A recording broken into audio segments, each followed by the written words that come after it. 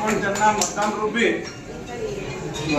कमळ या चिन्हासमोरील बटन दाबून प्रचंड अशा पद्धतीने बहुमताने विजयी करायचा आहे। तर ही जी निवडणूक आहे ही निवडणूक घराणेशाही विरुद्ध निवडणूक आहे। म्हणजे आतापर्यंत ते जे काय आता ग्रामपंचायत सदस्य पण त्यांच्याच घरातलं, सरपंच पण त्यांच्याच घरातलं, आता सध्या जिल्हा परिषदला पण त्यांनीच आणि पंचायत समितीला पण त्यांनीच आहे। म्हणजे ही जी निवडणूक आहे घराणेशाहीच्या विरोधात सर्वसामान्य जनते हे जे आहेत दोन्ही उमेदवार सर्वसामान्यांच्या घरातील उमेदवार आहेत। त्यामुळे मी सर्वसामान्य नागरिकांना आणि गावातील आणि गणातील आणि गटातील सर्व मतदारांना, स्वाभिमानी मतदारांना विनंती करतोय की त्यांनी मोठ्या संख्येने मतदानामध्ये रूपांतरित करून आपले पाहुणे असतील, मित्र असतील, सर्वांना आवाहन करून मोठ्या संख्येने आपण त्यांना विजयमध्ये रूपांतर करायचं आहे आणि येणाऱ्या 7 तारखेला विजयाचा गुलाल उधळायचा आहे। एवढं सांगून थांबतो। जय हिंद।